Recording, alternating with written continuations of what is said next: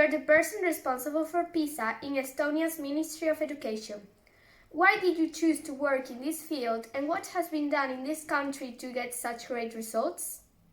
So, 2006, when I started work as an advisor of sixth-level evaluation, then we started first time we started to take part in PISA survey, and there it was very interesting for us, and of course we didn't believe that we can get quite good results. First PISA wasn't so good comparing the later years, but later surveys, but it was quite good. But just the area was totally new, and I'm a person who likes a new topics and new challenges. So, and you asked me what has been done in our country to get such great results. Okay, so the short answer is that from my perspective, we have paid attention, maybe more attention to the equality, equity, and quality. So just very short, very general answer. So if I said that we paid more attention to the equal and equality in our education, then we can. I don't want to say that, or we are very decorated, but as you know, comparing in Spain, Estonia is a very small country, and we have to say that every child is really valuable, and we have to think how actually everyone can open own potential. Firstly, I will begin the resources. So in Estonia, we have the funding for special formulas, which take into account the school allocation and send students. I mean, students who need some more help, and we have intent to support the development of the low-performing schools as well. But this is a current project. But historically, okay, we support it, but we didn't give the special resources for them. So once again, another aspect what I would like to point out is workforce and its capacity. So in Estonia we have the professional standards of teachers, and those professional standards consist of the knowledge and skills what the teacher should know about students' needs, and especially the needs of the special needs children. So here is a very essential from our perspective. And the initial training and in-service training actually is free in terms of the students. So at the school level, we can say that we have speech therapists, social pedagogues, special pedagogue, psychology. But of course, we can't say that we have every school has this kind of those persons, but we have some counseling centers, and usually they offer the same services. And in Estonian, every teacher has to have the master degree. In teachers area, it's very complicated because a teacher's profession is not so very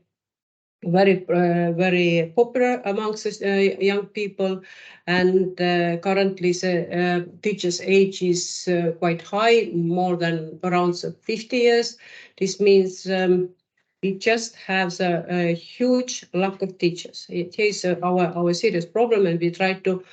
The minister have heard, teachers has, I guess, have heard that Estonian school actually so very autonomy, has a huge level autonomy. in comparison to other countries. I have looked at very carefully that aspect. So, and I guess in that case, it's very essential that to point out that I do believe that teachers who have a master degree, very experienced, they actually can use own knowledge and skills to find the best solution for every child. I don't believe that, for instance, on the ministry we know by teachers and head teachers. Then I go to the left side on my slide. So I guess we have quite good general planning. Of course, the policy change and we have a lot of reforms and etc. But in general, I guess we have followed the educational goals. We have certain strategies. We very carefully try to observe the implementation, and we have special monitoring and evaluation system for that. So it's everything. Such kind of topics actually think about that. What do? You have to think about the child or student's needs. As a former student and now an administrator, what do you think are the differences between Estonia's educational system when you went to school and in the present? So, okay, I have studied, of course, basic and upper secondary and the universities on the doctoral studies, etc.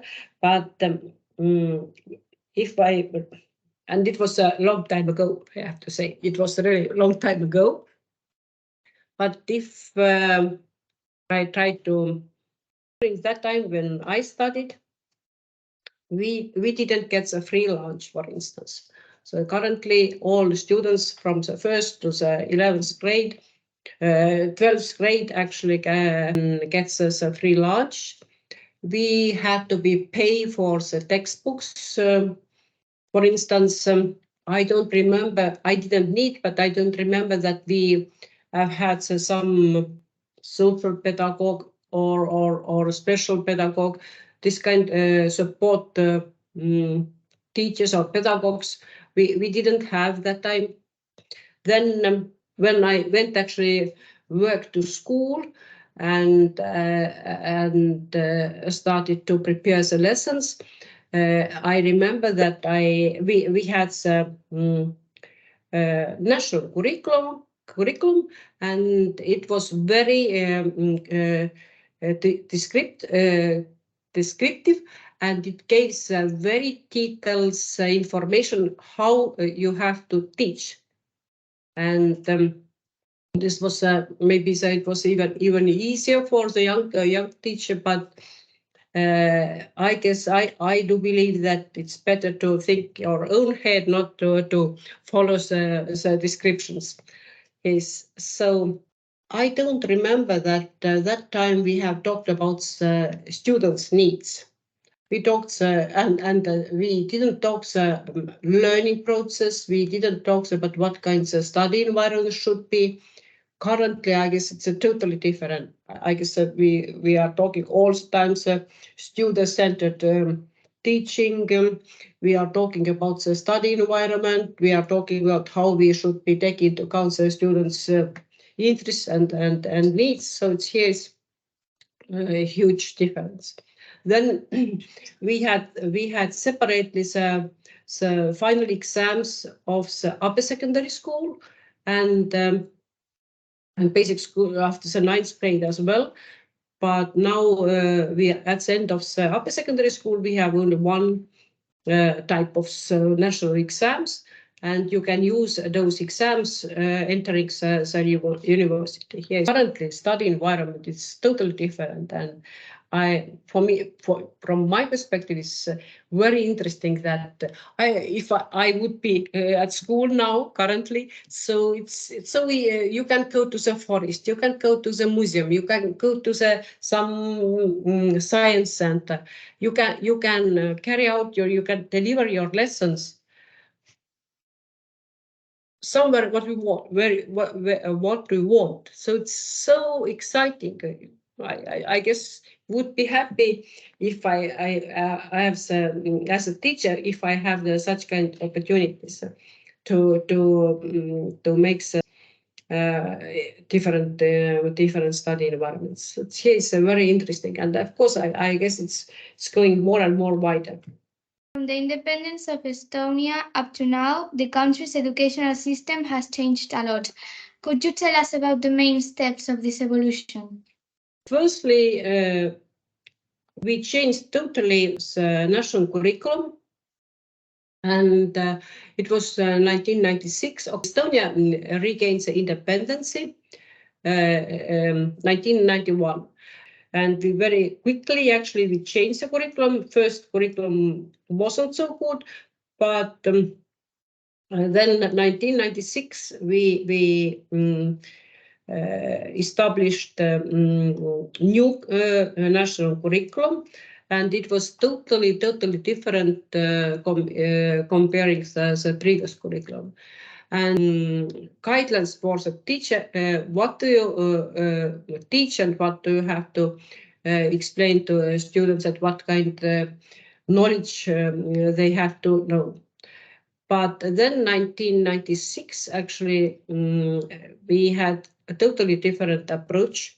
So we had the national curriculum, and still we have the national curriculum, and taking into account the approaches and the main understanding of this curriculum, every school had to compose, and currently the same.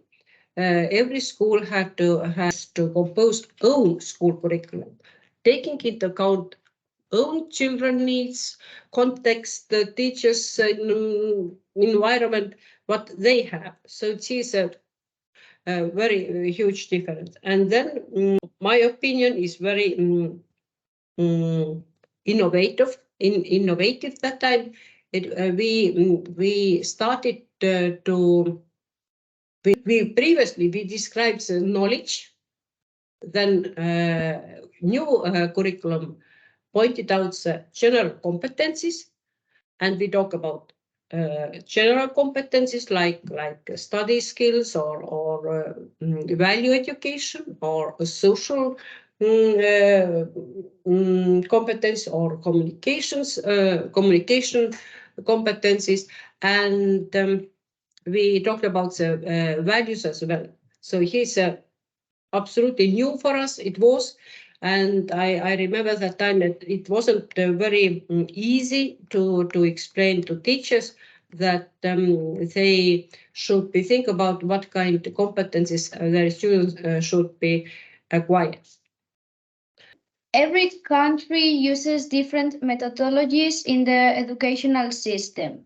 From your experience as a school inspector, how does an average class work in Estonia, and what methods are usually used that are so successful? Firstly, I stopped my inspector career, I guess it was 2001 when I came here. It was a ministry. So, but during the Soviet time or even the first 10 years, Estonian inspectors visited very seldom classroom. And they focused on the school management, school environment, and that time we had the understanding that actually what is going on in classroom, this is task of principal or study director. And 2006, and that time we decreased our inspectors role, and we emphasize the role of self-evaluation of schools. This means that every school has to be think about themselves, how to improve, where is the weaknesses, where is the strengths, and how to improve your school life or students' well-being or students' knowledge and skills. So, and currently, for instance, we have only less than 10 people in the ministry who inspect the schools. And usually they don't go to the classroom level as well. Sometimes if there's some complaints or something like that, they can involve an expert to classroom, but usually we don't go. I can't say that how we actually average class work, but I guess it doesn't matter how actually teachers work at the classroom. This is their decision how to teach, or our law has done freedom to make a decision in the field of teaching at the classroom level. Estonia has one of the highest results on the PISA report. What do you think is the key to this success in areas such as reading and science, and particularly among women?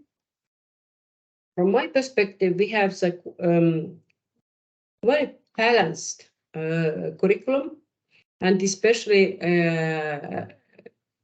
basic school, in the basic school. And what does it mean?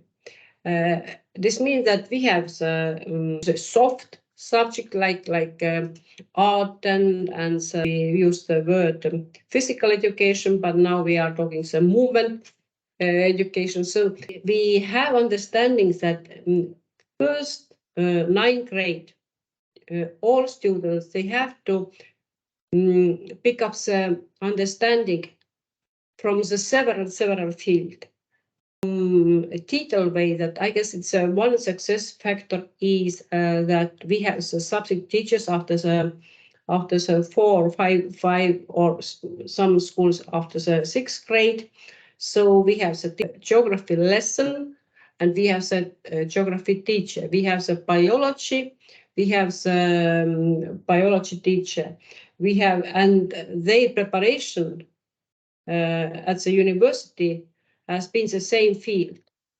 This means that all teachers have a very wide understanding and knowledge about the biology or geography or history, etc. So here's we have thought that this is maybe a little bit different from the other countries' approaches, and certainly, I would like to point out our students have the childhood. This means that they have the time for study at school and make some homework, but on the other hand, they have the time for deal with own hobbies or just enjoy the life.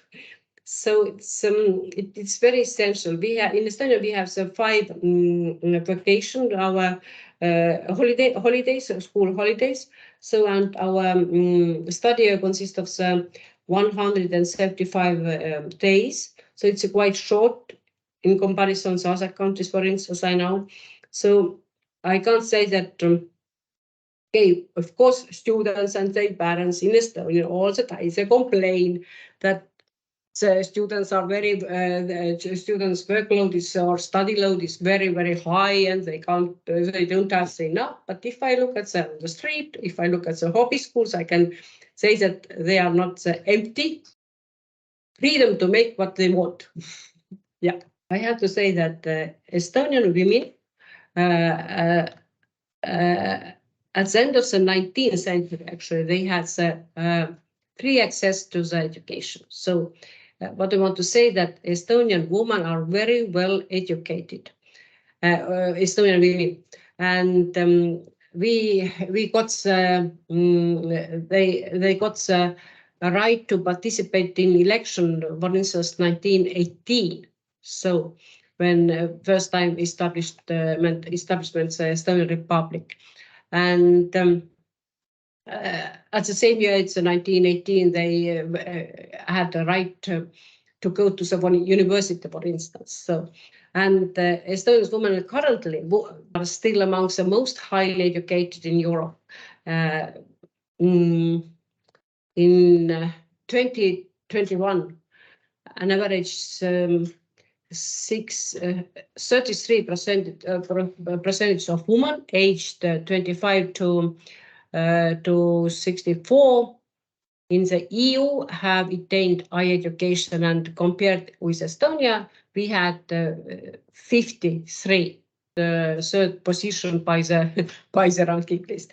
But yeah, it's his. I guess it's a point. There's if the mother is very well educated, it's absolutely normal that their daughters are interested in education as well. Looking into the future, what do you think could be improved in Estonia's educational system, and how do you think it will evolve? Okay, I talked about the girls, but now I have to talk boys.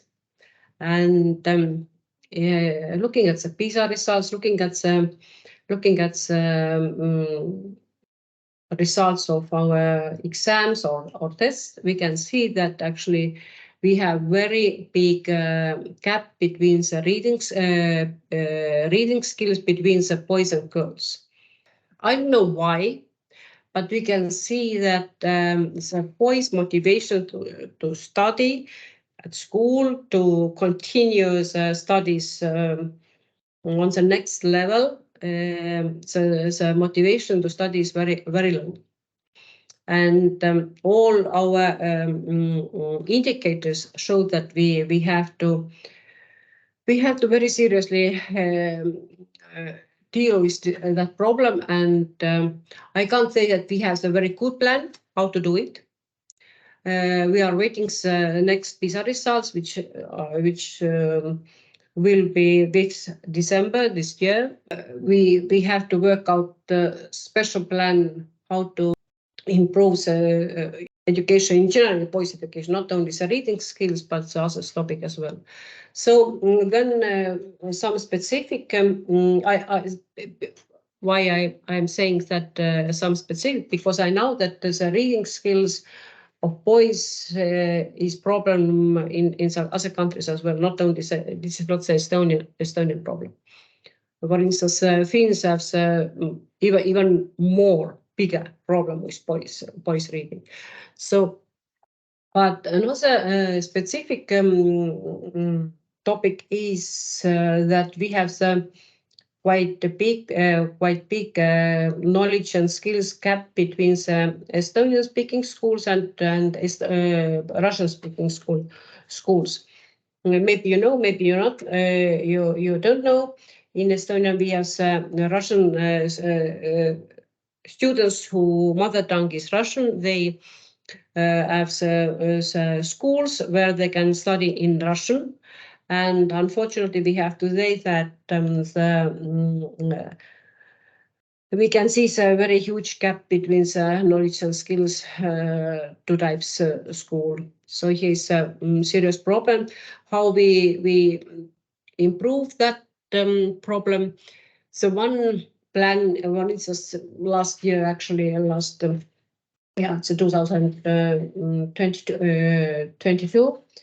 Politicians decided that actually we change the situation, and year by year, it's the first action will be next year that we are all students should be learned in Estonian. This means that so we have the common schools, the common approaches. Even now, actually, the Russian schools have to follow the Estonian legal acts. They have to use the same study books, and they have the same funding, etc., etc. But it doesn't matter. Something is different in that schools, and it's right. I guess it was and it is a right decision to get over to the one type school where it's one language, it's one study language. This is Estonian. Yeah, and a third problematic area is school climate.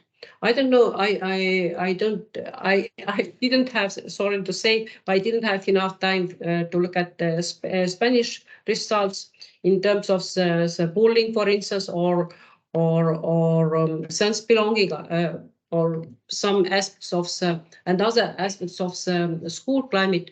But if we really want to improve our education here in Estonia, then we have to focus on more and more to the school climate, like sense belonging, how students feel at school, how our teachers support them, how enthusiastic they are, etc., etc.